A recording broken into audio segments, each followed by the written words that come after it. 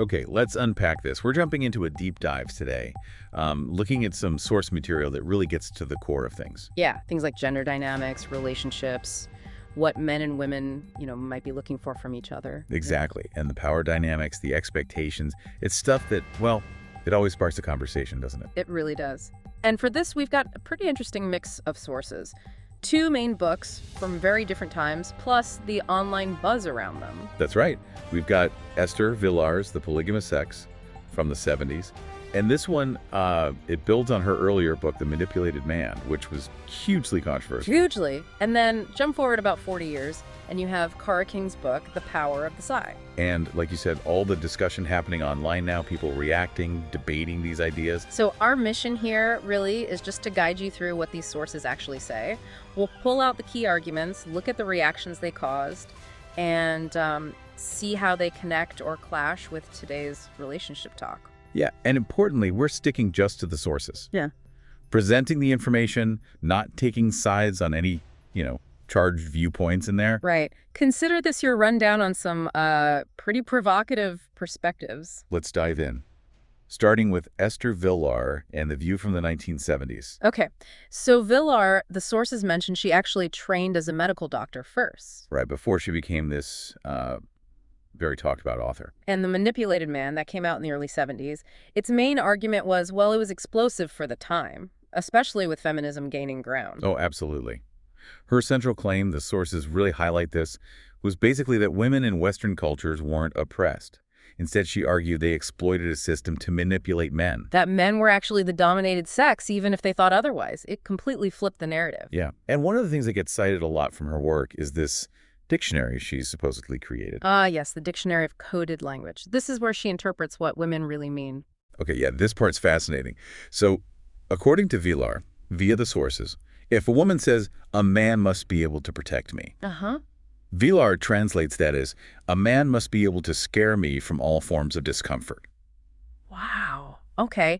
Or how about, I need a man to feel secure? That one she decodes as, above all, he must keep his money worries to himself. So it's all about insulation from problems, especially financial ones, in her view. Seems like it. What's another? I must be able to look up to a man. Meaning? Meaning, to be a possible candidate as a husband, he must be more intelligent, responsible, courageous, industrious, and stronger than I am.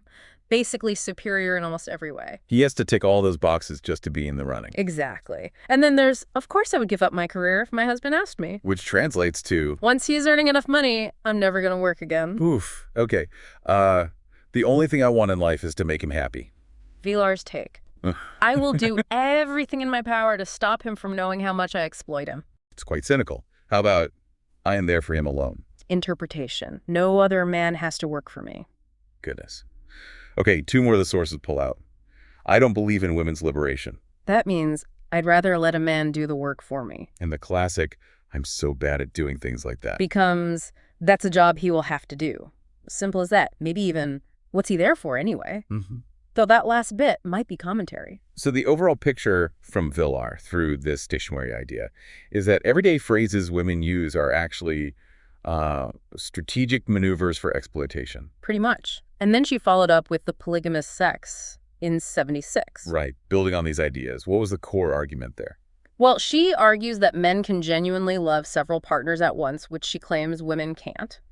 And that it's women's sort of opportunistic nature that forces men into needing multiple partners. Oh, so? The sources mention this idea she puts forward. A man might have what she calls a child wife, someone dependent needing care. And because of that dynamic, he then needs another woman, someone who can be a real sex partner. Interesting framing. So how did people react to all this back then? Oh, it wasn't quiet. The Manipulated Man sold really well, got tons of press. But massively controversial, right? Absolutely. The sources mentioned she was on The Tonight Show. There was this televised debate where someone apparently called her fascist, not just sexist. She even said she got death threats. Wow. That's intense. Shows how deeply it hit a nerve. Definitely. And, the sources also bring up this point from later discussions. Maybe Villar was being partly satirical, tongue-in-cheek. Possibly. But whether she meant it literally or not, some people felt she'd just said out loud what many women actually thought, and the anger was because she let the cat out of the bag, so to speak. Okay, so that's Villar, a really potent and polarizing viewpoint from the 70s. Let's jump ahead now. Kara King, The Power of the Sea. Right. A very different era, 2014. And the title itself, it signals a much more direct, maybe modern take on female power in dating. Definitely grabs your attention. What's the core message described in the sources? It's presented as sharing 12 powerful secrets. Secrets meant to transform a woman into this strong, desirable type. The kind who can, as the book suggests, easily get what she wants from men. Love, respect, commitment, all that. Exactly. The sources even call it a dating Bible for women. And it clearly struck a chord. The success sounds massive. Yeah, the sources say it was a bestseller for a decade, sold over 1 million copies, translated into 8 languages. Plus, King got major media appearances, SiriusXM, Jenny McCarthy's show.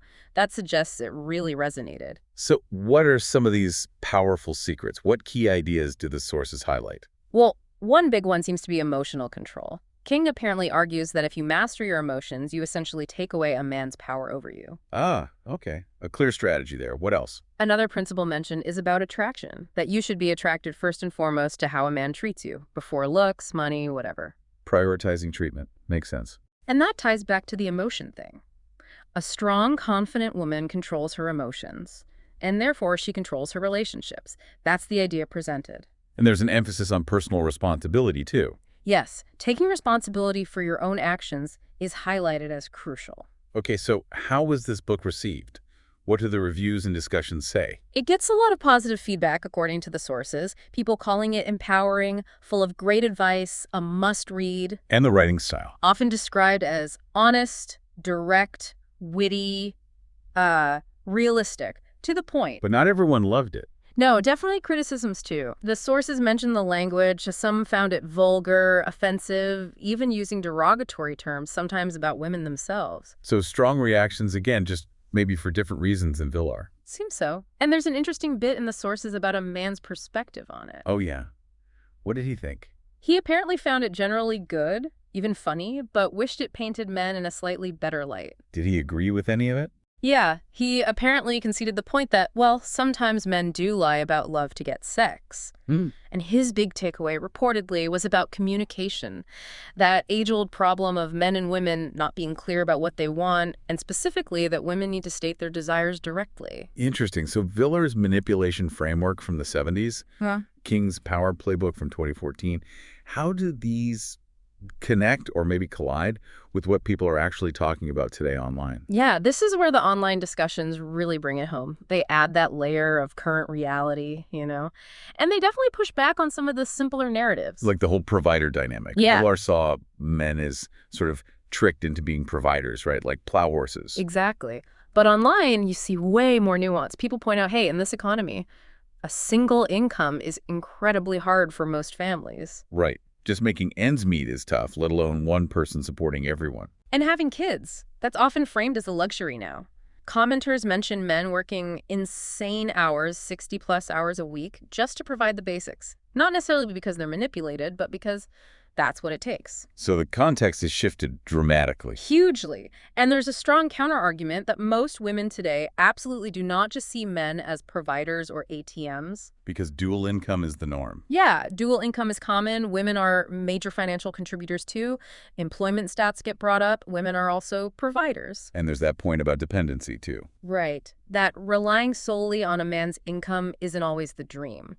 Some women online describe it as scary and stressful. It makes you vulnerable. Which kind of complicates the whole Vacular picture. Definitely. And it leads into debates about, well, why do some men say they want a trad wife if the reality is so different now? What do the online discussions suggest there? Some suggest it might actually benefit the man more in today's world. And there's this distinction made between men who just happen to be good providers versus those who seem to idolize that role, maybe, some argue, out of a desire for control.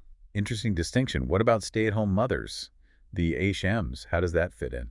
That comes up too. Some online comments apparently mention the ASHMs complaining about, like, a lack of mental stimulation. Okay, but there's pushback on that too. Oh, yeah. Strong pushback. Many argue that, say, ASHM work is incredibly demanding. It's 247.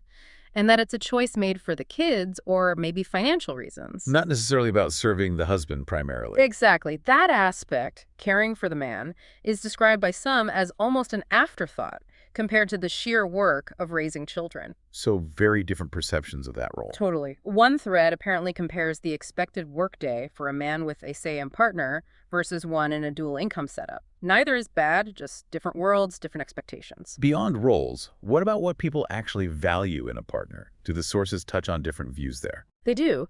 One viewpoint mentioned is that some think women value power more than just money power, meaning things like physical strength, social status, competence. Okay, power over cash. But then another perspective argues the opposite, almost, that women are more focused on who the man is as a person, his character. Well, man.